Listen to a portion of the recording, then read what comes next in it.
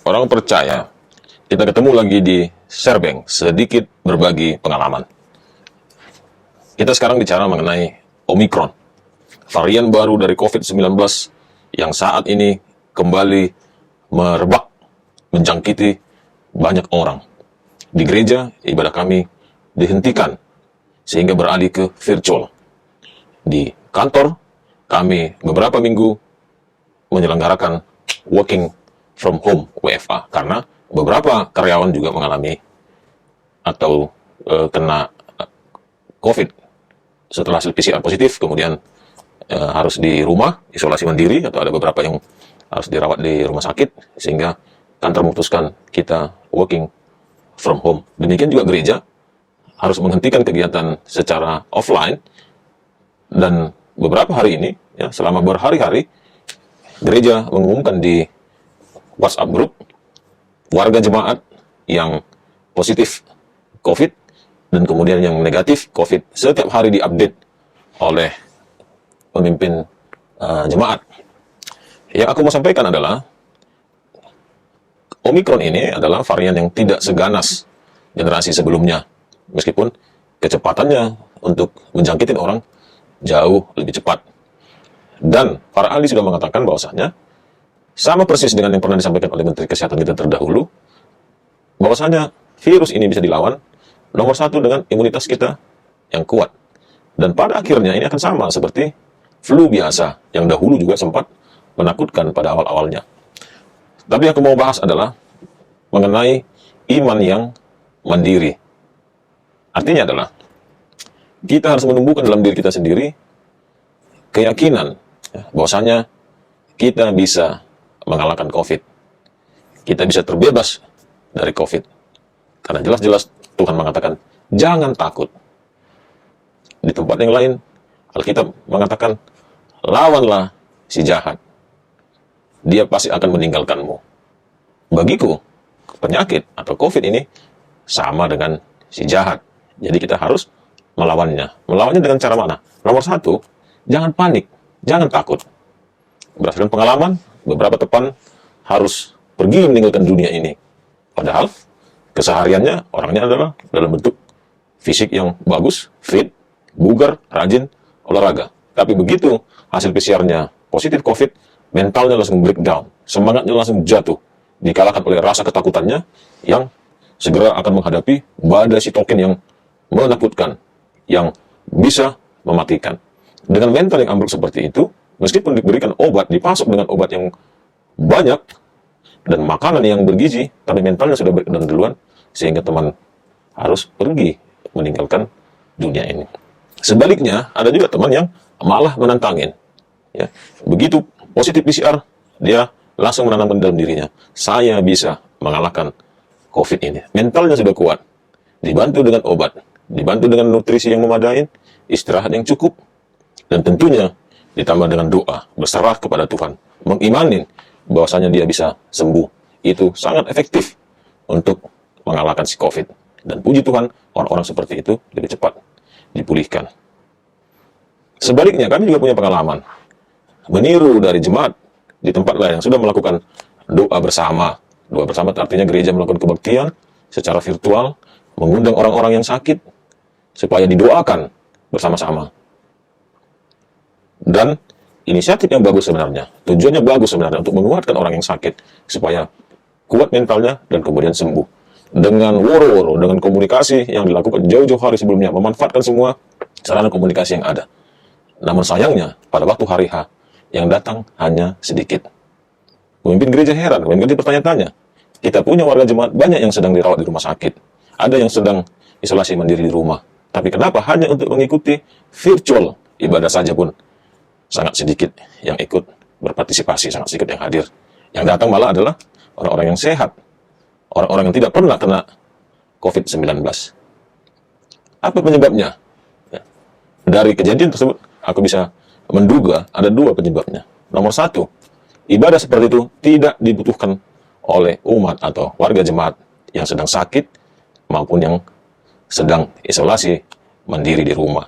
Kenapa? Karena mereka sudah punya sarana yang banyak ada di YouTube. Mereka lebih butuh penghiburan, lebih butuh istirahat, atau hal yang lain. Atau yang akan sangat membanggakan kalau penyebabnya adalah mereka sudah punya iman yang teguh, bahwasanya mereka bisa mengalahkan sakit penyakit, mengalahkan si COVID.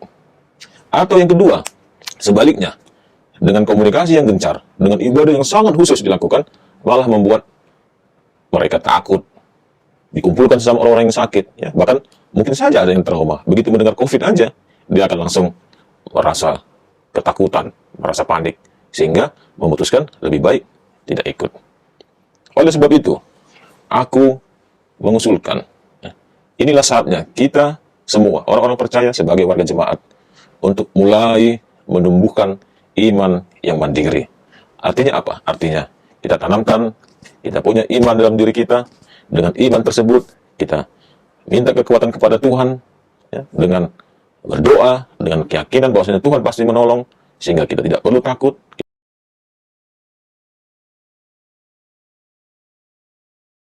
Artinya kita punya iman yang mandiri. Karena banyak belakangan ini, warga jemaat menjadi orang yang mentalnya tidak kuat. Sedikit-sedikit minta didoakan. Sedikit-sedikit minta didoakan oleh hamba Tuhan.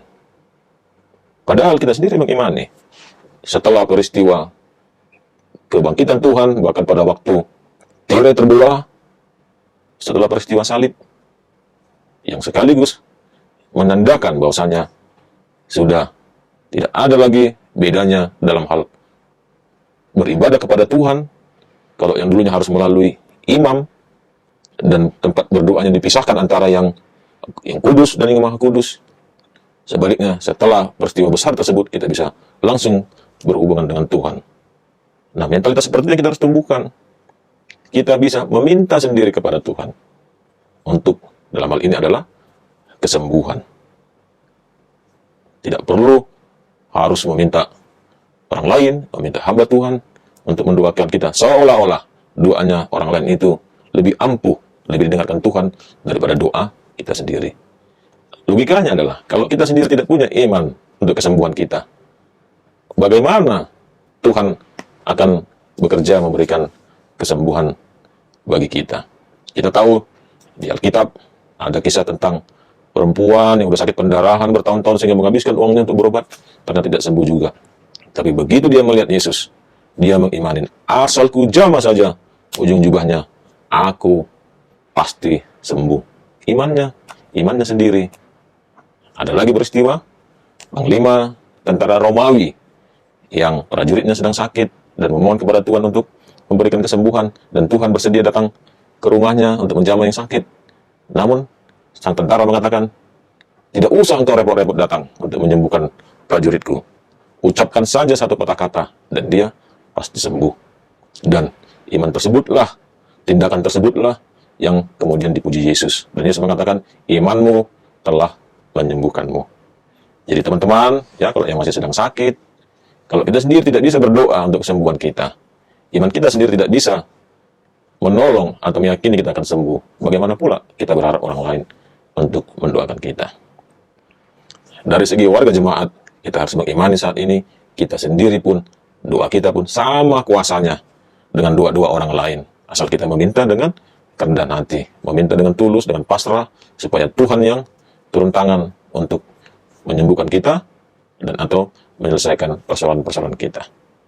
Di sisi yang lain, sebagai hamba Tuhan, sebagai pelayan Tuhan, kita juga harus menyampaikan kepada warga jemaat kita, supaya mereka juga harus berdoa untuk dirinya sendiri, tidak semata-mata mengandalkan orang lain untuk mendoakannya. Karena doa orang percaya sangat besar kuasanya. Memang ada firman mengatakan 2 atau 3 orang berkumpul pun Tuhan pasti hadir di sana. Tapi itu konteksnya sedikit berbeda, karena nas tersebut menyangkut tentang persekutuan. Tapi mengenai iman, secara individu, secara perorangan, itu sangat menentukan bagi pengabulan permohonan kita kepada Tuhan. Intinya adalah, kawan-kawan orang percaya, kita harus punya iman yang mandiri.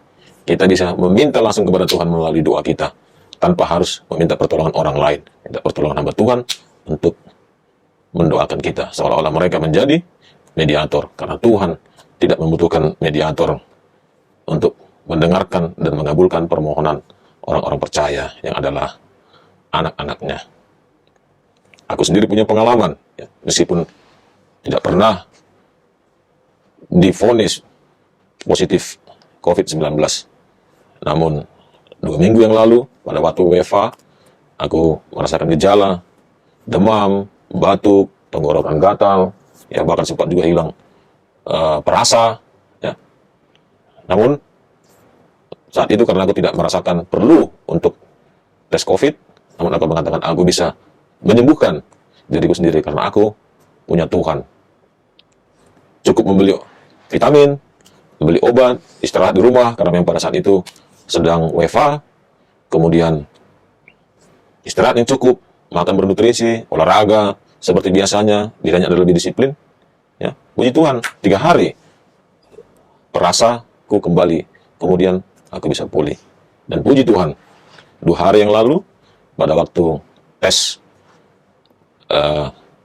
antigen sebagai salah satu syarat untuk dibolehkan penerbangan, aku negatif, sehingga hari ini bisa berada di Malang melakukan pekerjaan. Puji Tuhan, syukur pada Tuhan, dengan meyakini pertolongan Tuhan. Jangan takut, dengan iman yang mendiri, aku bisa memperoleh kesembuhan. Sama juga dengan teman-teman semua orang percaya, jika meminta dengan sungguh-sungguh, akan besar kuasanya, dan Tuhan pasti akan mengabulkan, dan kita akan diberikan kesembuhan.